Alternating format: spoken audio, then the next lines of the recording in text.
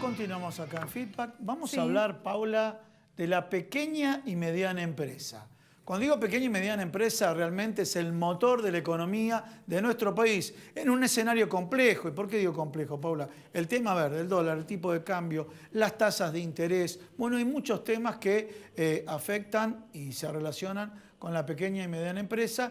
Y lo tenemos hoy. A ver, ¿quién tenemos de entrevistado hoy? Tenemos a Pedro Cascales, que es secretario de prensa CAME. Bueno, Pedro, Gustavo Idoyaga y Paula Puertolas, te estamos saludando. ¿Cómo te va? ¿Cómo están, Paula, Gustavo? ¿Cómo andan? Bueno, acá muy bien y queremos que nos cuentes vos cómo están las pymes en nuestro país. Si te parece la primera pregunta, vamos a segmentarlo de manera geográfica. ¿Qué es lo que está pasando en todo el país con respecto a las pymes? Ustedes que son una entidad gremial empresaria que representa a todo el país.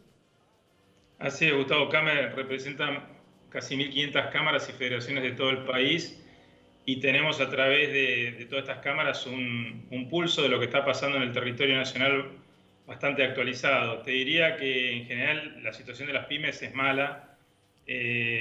Mala, digamos, porque ya venimos de varios años de caída, particularmente a partir del 2018 tuvimos una caída muy fuerte y por supuesto que esta cuarentena y esta pandemia nos afectó mucho.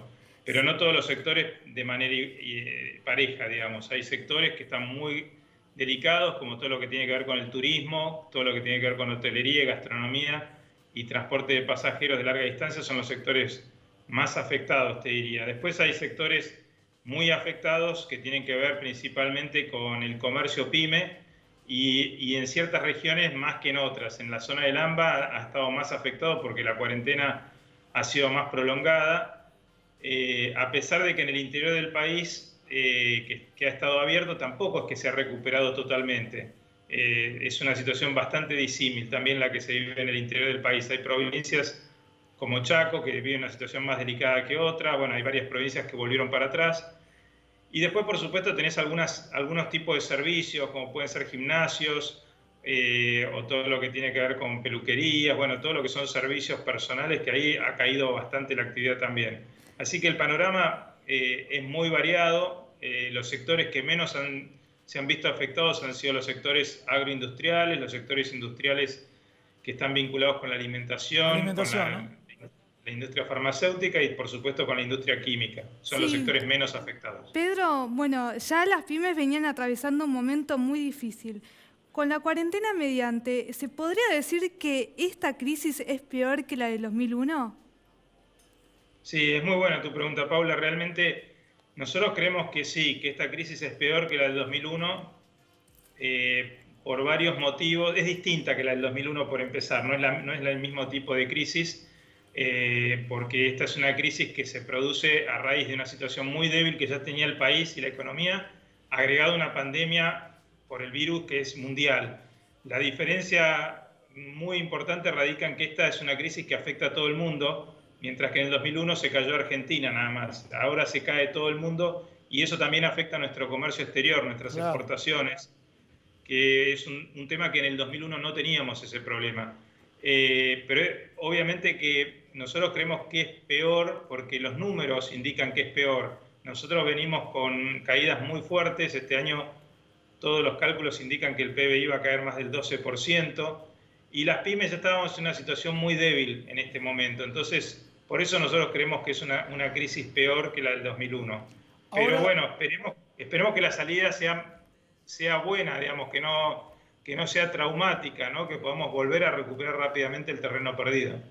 Ahora, Pedro, primero hiciste un diagnóstico, ¿no? Para sacarlo del marco político. Usted es una entidad gremial empresaria y defiende los intereses de los empresarios. Y ese es el tema, correcto, independientemente de las banderías políticas. Dijiste, bueno, varios años que venían cayendo las pymes, la pandemia potenció la caída de las mismas. Preguntas. Ya sé que son pequeños atenuantes. ¿Sirvió el ATP o no sirvió el ATP? ¿Sirvieron las medidas que buscaron bajar las tasas de interés? Yo me acuerdo cuando te entrevistaba en otros programas el año pasado, me decías, Gustavo, tenemos tasa de interés del 90%, otros del 130%. ¿Este aspecto mejoró? Sí, Gustavo, la verdad que ese aspecto de las tasas de interés mejoró de una manera muy sustancial.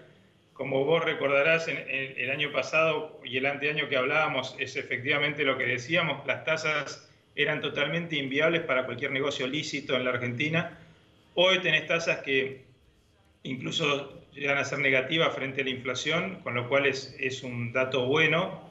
Por supuesto que el vaso medio vacío es que muy pocas pymes acceden a ese tipo de créditos. Bien, ahí quería llegar. Del universo de CAME, ¿qué cantidad de pymes accedieron al ATP y a tasas de interés, llamémosla, si querés, para explicar a la gente, negativa significa que la tasa de interés está debajo de la inflación interanual?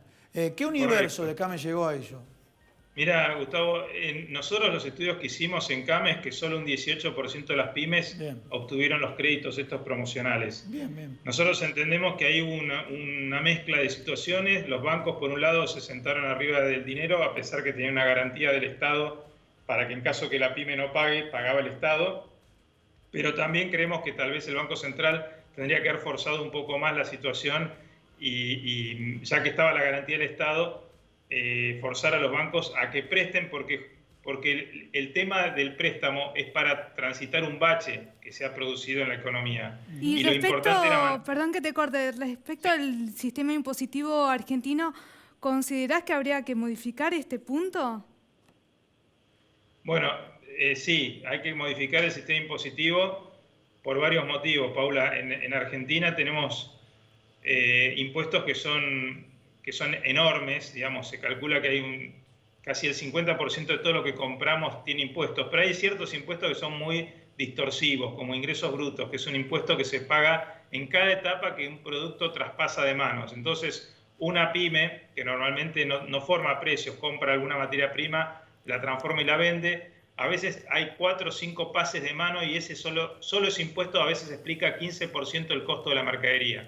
Hay otros impuestos distorsivos como impuesto al cheque o al débito bancario, que también es muy distorsivo. Hay que hacer una profunda reformulación del sistema impositivo argentino. Hay más de 160 impuestos, tasas y contribuciones y necesitamos federalizar el sistema impositivo.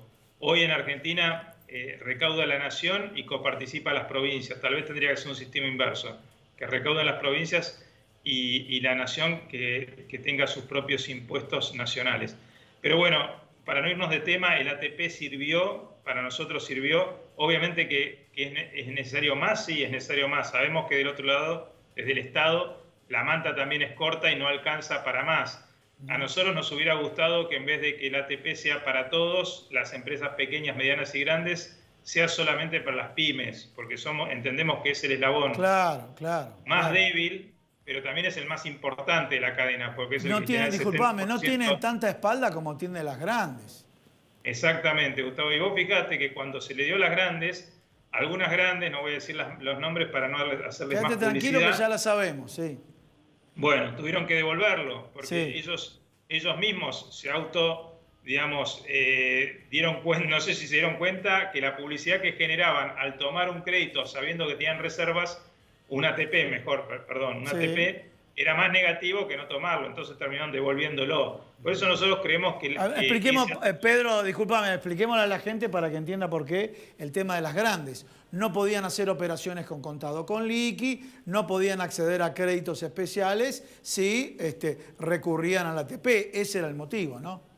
Claro, pero eso, Gustavo, recordar también que eso fue posterior. Primero se dio sin ningún tipo de restricción. Se permitió el acceso al ATP sin ningún tipo de restricción. Después, cuando el Estado se dio cuenta que algunos se aprovechaban de esta situación, particularmente algunas empresas grandes que no lo necesitaban, hay empresas grandes que tal vez sí lo necesitaban, quiero aclararlo, no es que todos están en la misma bolsa, pero la mayoría tal vez no lo necesitaban y después tuvieron que sacar esto para, de alguna manera, forzar y de esa manera fueron devolviendo el ATP. Pero realmente, bueno, son esas cosas de sintonía fina que nosotros de CAME decimos tenemos que ser más parte de la discusión y no enterarnos tanto de las noticias de las resoluciones por las noticias, ¿no? Entonces, yo te voy a decir algo, Pedro. Sintonía fina que necesita de alguna manera tomar nota al gobierno nacional. Hoy no nos va a dar el tiempo para explicarle a la gente un índice que ustedes publican, que es el índice de precio de origen y destino,